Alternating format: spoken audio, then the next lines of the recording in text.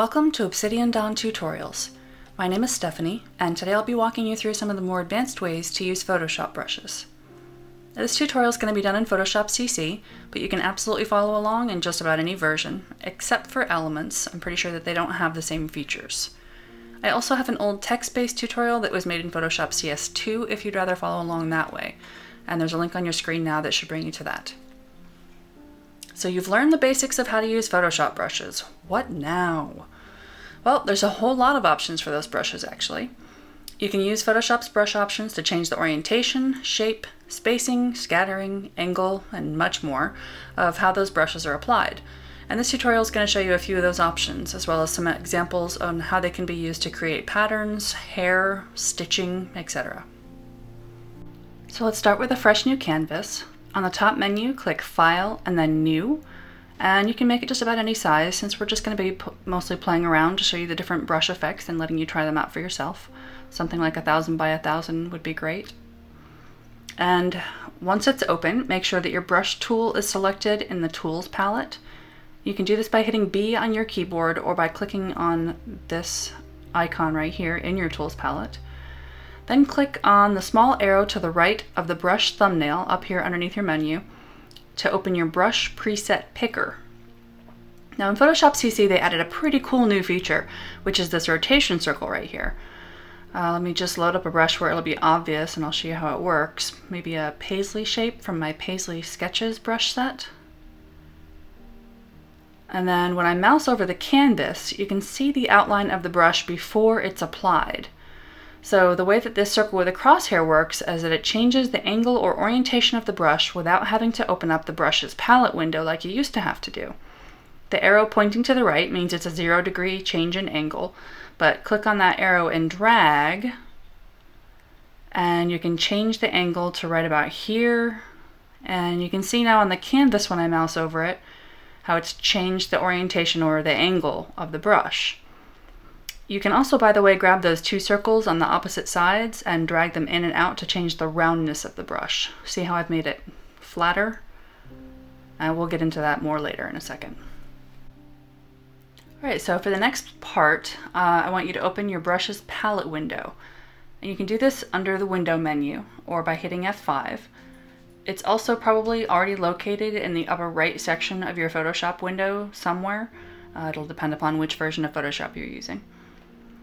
You'll notice that my brush's palette window is already preloaded over onto the side of my screen onto this kind of sideways menu. Now you can do all kinds of things with this, like drag it out so that you can put it anywhere else on your screen and it doesn't get in your way, or you can add it to the list of windows that stay open right over here on the right, which are my frequently used windows, and I keep them open all the time. You can drag and reposition the heights on these two for better access and to make your really frequently used ones like layers the largest. But I like to leave mine, most of mine in this small menu here, which I believe is new in CC or fairly recent. It's very easily accessible. You can also group them together in this mini menu, like for example here my actions and history, so that when I click on one or the other, they both open in tabs. Also, before we get started, I just wanted to show you that you can mouse over any of these options and get a little bit of an explanation from Adobe as to what it's meant to do. Not all of them are very self-explanatory though, so I'm going to go over them all in more depth, as well as show you some of the ways that you can use a few of them. Alright, let's get started on some brush options. So make sure that your brush palette window is open, and then click on Brush Tip Shape. Now we're going to be playing around with the brush settings here, but if you're worried about changing something permanently, don't be. See those lock icons to the right of each menu item? Well, while they stay unlocked, like they are here, you can change the settings all that you want without them staying in place. So as soon as you select another brush, they will go away. For this tutorial, leave everything unlocked. Down at the bottom, you'll notice a setting called spacing with a slider underneath it. Now slide that arrow to the right and left and watch what happens in the thumbnail below. Well, it's more to the left actually of where the spacing slider is. And see how it's adding spaces, making it so the brush isn't just one smooth stroke anymore. So get your brush spacing how you'd like it, fairly spaced apart for now. Choose a foreground color to paint with, and then move your brush across your canvas area just to get a feel for how it works. Click and drag just like you were making a regular brush stroke. So you can see how the more that I add spacing, the further apart the brush marks get. And the other thing that I wanted to show you was the flip X and Y toggles, which just does exactly what you would think that it would do. Flip X flips the brush on the X axis 180 degrees, and flip Y flips it on the Y axis. So if it was facing right and then you click flip X, it's going to be facing left. And if it's facing up and you click flip Y, it's going to be facing down. Alright, so next up is Shape Dynamics, which is the next one down on the brush palette window menu over on the left. And this is where you change the size, angle, and roundness of the brush. Alright, so first up is size, and you've got this slider here. The more to the right that the slider is, the more randomness there's going to be as far as painting and the size of the brush as you paint with it. And then you've got this control section here, which is basically going to ask you what to stipulate, what makes the size change. So off is going to make it entirely random, which you'll see as I paint with it here with a slightly up spacing so that you can see each application of the brush, how much it changes in size. Next will be fade, and that's going to make it get smaller over a certain number of steps. And this text box that you see next to it over on the right is where you input how many of those steps it will take before it basically becomes size 0 and won't paint anymore. So I'm just going to type 10 in here, and then I've got the spacing up again still. So basically you're going to see 10 circles, and it's going to slowly get smaller with each circle until it gets closer and closer to size 0 and won't paint anymore. I'm going to change the spacing back to right about normal and show you, just give you a better idea for how this is good for painting hair, which I will show you a little bit later in the tutorial. Just change the size back down a little, and this to about 100, and then paint with it. And you can see how it's just slowly getting smaller and smaller as it fades to size 0. And it doesn't matter which direction you're painting with it. That's what it'll do. So the next ones are all based upon a graphics tablet. If you don't have a graphics tablet that supports these options, then you can ignore them. The first one is pen pressure, and that's going to change the size based on how hard you're holding you're pressing with your pen. So you can see I'm barely pressing, and then pressing a little bit harder, and then barely pressing again. And that's kind of messy, and that's a smoother stroke there, but you can see, you can just get an idea for how this works. Just basically the more you press, the bigger the brush. Now the next one is pen tilt, which is going to cause the size and actually the shape of the brush a little bit to vary depending upon the angle that you're holding your pen in relation to the tablet surface. You'll also notice that when you choose pen tilt, this tilt scale thing comes up. And tilt scale only changes the height of the brush, making it taller as the brush gets bigger. So just to give you an idea, here I am holding it at quite an angle, so you can see how tall that brush is. And then if I move it so that it's almost straight up and down, then it's more rounded. And then if I go in here and change the tilt scale so that it's lower, then it just won't get as oblong. That shows you the difference right there. And then I get it higher again, and then you can see it becomes more oblong again. And next up is the stylus wheel, which varies the brush size depending upon the position of your pen thumb wheel. And not all graphics tablets are going to have this. Not all pens for graphic tablets will have this. In fact, mine doesn't. So I can't really show you what it does, but you can play around with it if you have that feature to get an idea for it yourself. And lastly, rotation. And again, CC, which I'm using, doesn't have this one anymore, but older versions of Photoshop do. And it'll vary the size based on the rotation of your pen. And you're just going to have to play around with that one as well if you've got an older version of Photoshop to get an idea for it. And I also just wanted to show you, if you choose a control of anything other than off, then this minimum diameter slider is going to show up. And that's just going to control exactly how small the smallest of your small brushes will be. So if I set the minimum diameter to fairly small and then use the pen pressure setting, it gets pretty small, as you can see.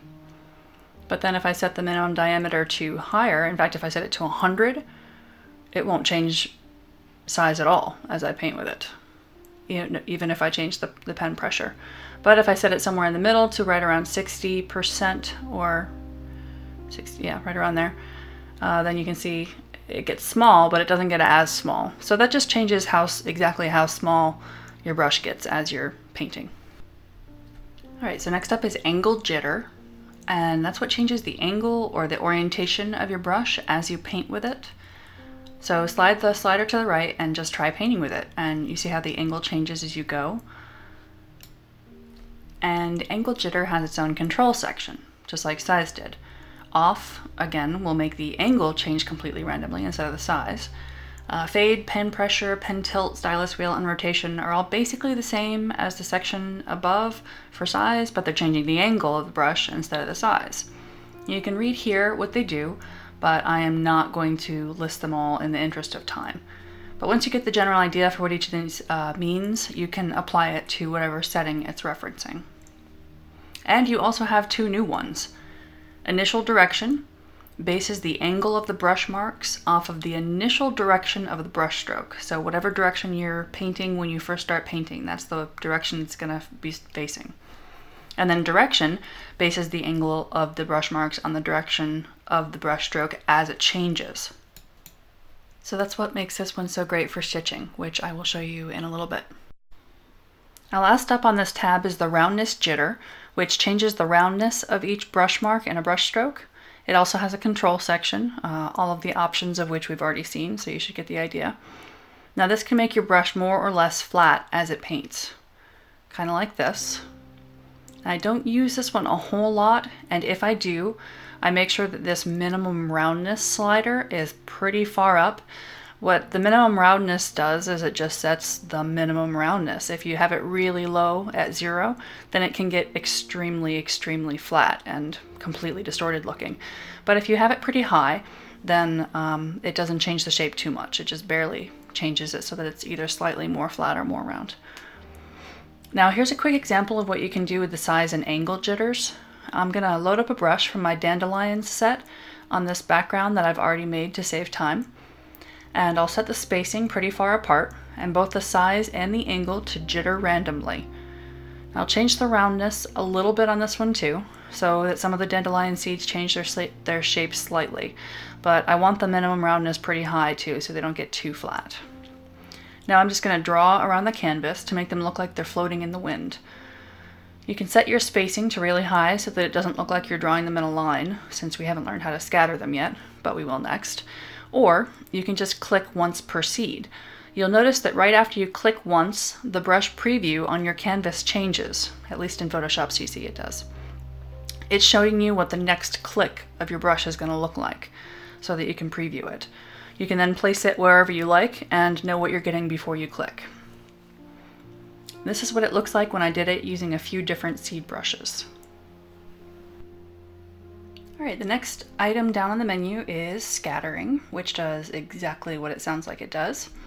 If you click on scattering in the brush presets menu, then drag that top arrow under scatter to the right and watch the thumbnail at the bottom as the brush scatters all over the place. You can see that I'm drawing in a line here and they're spacing out evenly, and then I up the scattering and it scatters every which direction. Now this setting is great for adding leaves to a tree, using our leaves brushes, using the snowflakes from our holiday or snowflake brushes to scatter snowflakes all over a sky or something like that.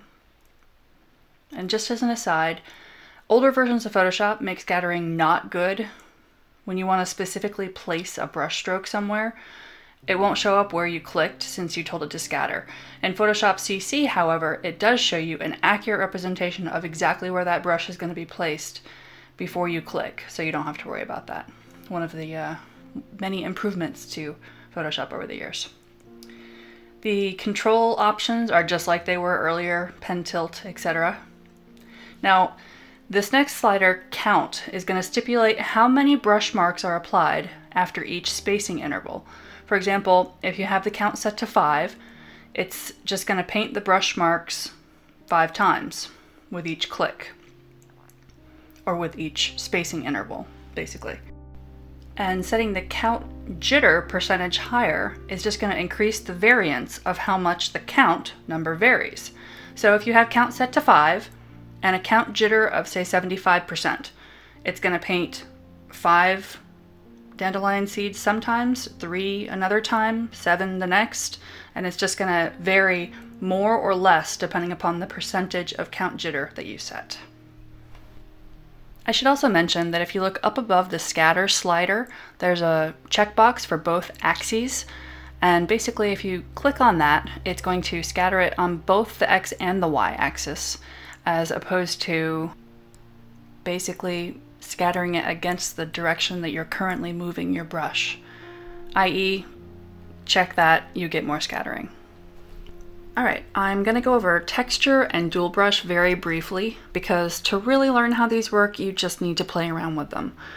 They basically just add some texture to your brush or change the brush edge shape. And texture is going to allow you to add, that's right, a texture to your brush. The textures that come up for you to use will be whatever patterns you currently have loaded, and you can load different patterns from within that window there. You can change how the patterns are applied to the brush using the options from that menu that comes up: scale, brightness, contrast, etc. And you may have to have a very specific type of brush loaded before you even really notice a difference with this one. And also certain textures can make more of a difference than others. So you can see a slight difference in how this brush from my textures brush set changes as I apply different patterns from the dirty and grungy patterns set to it. And dual brush, the next one on the list, applies one brush to another brush. Now this can happen in all kinds of different ways, from varying the actual shape or roundness of the brush to applying a type of texture if the applied brush has a texture to it, etc., etc. You can see how here the texture brush with a round brush applied to it keeps the texture, but it changes the brush edge shape. Now this is just one example, though. You really have to play around with it to get a sense for exactly how it works and how one brush will apply to another brush. So next up is color dynamics. And that's great for when you want to change the color of the brush slightly with each application or mark that the brush makes. And it works really great for something like leaves. I'm going to load up a brush from my Foliage Swirls brush set just to show you how this one works. Now the first option is foreground background jitter, and that just changes the hues ever so slightly between your foreground and background colors. So say I have a medium green selected for my foreground color, and then a darker green that's more toward the yellow end for my background color. It's gonna change the color with each application or mark that you make of the leaf with varying colors of green, anywhere between that medium green to the darker, more yellowed green. And one thing to note here, you're probably gonna wanna check the Apply Per Tip box if your version of Photoshop has it, because otherwise it's not going to change the color with each brush application. It will wait until you let go and then click again before changing it, much like you see me doing here. So next up is hue, and now that I've got an angle jitter applied to this so that it'll look a bit prettier when I paint with it, I'll show you what that does. It basically changes the hue slightly with each application. So if you look at the color spectrum here, and you have a medium green selected, it's going to change the color of that green more towards this end or this end. If you make the percentage low, it'll be nice and subtle. If you make it really high, you're going to end up with a rainbow. The next slider is saturation, and that's just going to change the saturation slightly so that the color is more or less pronounced. Again, looking at the color palette here, the left side with all the grays is desaturated and the right side is saturated. So again, the more that slider is to the right, the more the saturation changes with each application of the brush. And lastly is brightness jitter. That's just going to change the brightness, just like the saturation. Again, looking at the color palette, bright is up on the top with all the whites, and dark is on the bottom with the blacks. So the more towards the right that slider is, the more it's going to change. So you can see how this could be useful for something like leaves, where the color of each leaf is just slightly different. This is obviously exaggerated from nature, but using the foreground, background, hue, saturation, and brightness, you can get quite a lot of variance in color, as you can see here. Now, there are a couple of other options, but this is all that I'm going to really go over for today. The rest of them you can just play around with and get a feel for what they do. They're pretty much just toggles, like wet edges kind of creates a watercolor-like effect, things like that. So just play around with them and you'll get a sense for what they are pretty much immediately. Now let's move on to a few actual applications. First up, hair. Now I've loaded up one of my in-progress paintings to show you the settings that I use for hair. First off, I'm going to use one of the brushes from my skin texture set that I've modified. It's just a scattering of circles, and I've attached a link where you can download it and try out the brush for yourself. And speaking of my skin textures brushes and tutorial, you might want to check those out if you are looking to make some realistic looking skin. I have used those brushes in fact on this face here, just to give you an idea of just how realistic looking you can make the skin using those brushes. Now the brush comes preloaded with some settings already on it, and the first setting that you'll notice on it is under Shape Dynamics, which is Size Jitter, and I have it set to 0%, but then I have Fade selected, and as we've talked about, that's going to make the size slowly fade down to 0. I also want to change the opacity jitter under Transfer as well, and this I haven't shown you yet. That's going to make the brush slowly fade off into nothing. Not the size, that was the size jitter. This is making it slowly become more and more transparent. You could use flow too, it would do the exact same thing in this specific instance, but there is a difference between flow and opacity, which I might get into in another tutorial sometime. So now our hair strands are going to slowly get smaller and smaller, and the strands will get closer together, as well as to fade off. So if you set the text boxes both for the same thing, they'll do it at the same rate.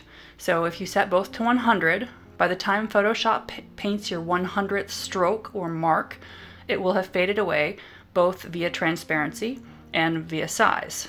So let me just show you what I mean. I'm just going to do a couple of short hairs around the ear just so that you get an idea for how this works, but this obviously works for entire heads of hair as well.